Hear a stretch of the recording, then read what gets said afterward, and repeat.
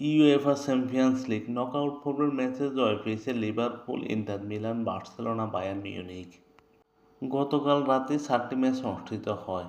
Liverpool খেলতে নেমেছিল পিএসজির ঘরের মাঠে এবং পিএসজিকে 1-0 গোলে হারিয়েছে লিভারপুল। স্বাগতিক দর্শকদের সামনে পিএসজি দুর্দান্ত ফুটবল খেলে প্রায় 71% বল দখলে ছিল পিএসজির, মাত্র 29% বল দখল ছিল লিভারপুলের। পিএসজি 27টি শটের বিপরীতে লিভারপুল মাত্র 2টো শট নিয়েছে। অন্যদিকে অন টার্গেট শট নিয়েছে পিএসজি 10টি, লিভারপুল মাত্র 1টি শট নিয়েছে। বল পাসিংয়েও এগিয়ে ছিল পিএসজি।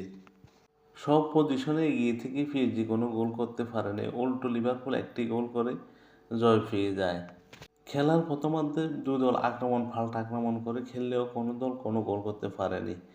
দ্বিতীয়ার্ধে 87 মিনিটে এলিটো গোল করে লিভারপুলকে এগিয়ে নিয়ে যান। শেষ পর্যন্ত আর কোনো গোল না হলে 1-0 জয় নিয়ে লিভারপুল মাঠ ছাড়ে। পরের ম্যাচটি অনুষ্ঠিত হবে লিভারপুলের ঘরের মাঠ অ্যানফিল্ডে। ইউএফা চ্যাম্পিয়নস লিগের নকআউট পর্বের অপর আরেক ম্যাচে ফাইনোর্ডের ঘরের মাঠে খেলতে নেমেছিল ইন্টার মিলান।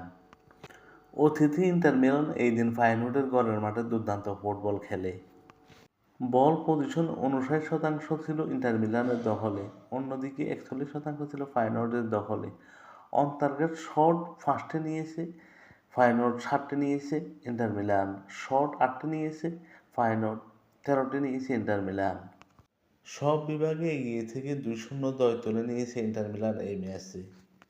খেলা শুরুর প্রথমার্ধে 30 মিনিট কোনো দল কোনো গোল করতে পারেনি। 38 মিনিটের মাথায় ইন্টার মিলানের থুরাম গোল করে ইন্টার মিলানকে 1-0 এগিয়ে নিয়ে যান। প্রথমার্ধে 1-0 এগিয়ে থেকে বিরতিতে যায় ইন্টার মিলান। দ্বিতীয়ার্ধের শুরুতে খেলার 50 মিনিটের মাথায় লাউটারো মার্টিনেজ গোল করে ইন্টার মিলানকে আরও এগিয়ে নিয়ে যান এবং 2-0 লিড পায় ইন্টার মিলান।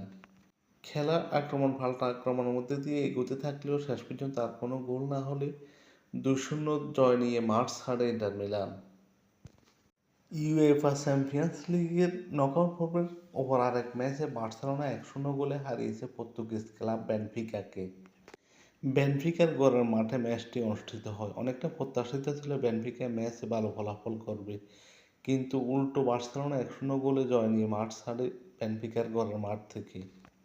বল পজিশনে এগিয়ে ছিল বেনফিকা 52%, বিপরীতে 48% বল পজিশন ছিল বার্সেলোনার। অন টার্গেট শট নিয়েছিল বেনফিকা 8টি, বার্সেলোনা 5টি। শট বেনফিকা 26টি এবং বার্সেলোনা 10টি। সব জায়গায় এগিয়ে থেকেও জয় নিয়ে মাঠ ছাড়তে পারেনি বেনফিকা। এই ম্যাচে বার্সেলোনার হয়ে একমাত্র গোলটি করেন রাফিনিয়া 61 মিনিটে। খেলার দ্বিতীয় লেগের ম্যাচটি অনুষ্ঠিত হবে বার্সেলোনার ঘরের মাঠে। চ্যাম্পিয়নস লিগের গুরুত্বপূর্ণ অপর আরেক ম্যাচে বায়ার্ন মিউনিখ 3-0 গোলে হারিয়েছে বায়ার লেভারকুসেনকে। ম্যাচটি অনুষ্ঠিত হয় বায়ার্ন মিউনিখের ঘরের মাঠে। বায়ার্ন মিউনিখ ঘরের মাঠে সবসময় দুর্দান্ত ফুটবল খেলে এবং অপর প্রতিপক্ষ যতই শক্তিশালী হোক না কেন, বায়ার্নের ঘরের মাঠ থেকে জয় নিয়ে আসা খুব কঠিন। জার্মান বুন্দেসলিগার অপর আরেক শক্তিশালী দল বায়ার্ন লেভারকুসেন ওই দিন বায়ার্ন মিউনিখের সাথে খুব একটা পেরে ওঠেনি।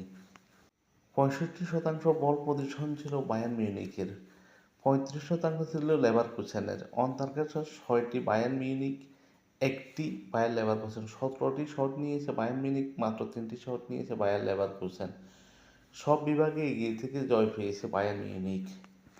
এই দিন বায়ার্ন মিউনিখের হয়ে গোল করেন হ্যারি কেন 9 মিনিটে এবং অপর গোলটি করেন 75 মিনিটে পেনাল্টি থেকে। অপর আরেকটি গোল করেন জামাল মুসিওলা 54 মিনিটে। নকআউট পর্বের দ্বিতীয় লেগের ম্যাচটি অনুষ্ঠিত হবে বায়ার লেভারকুসেনের ঘরের মাঠে।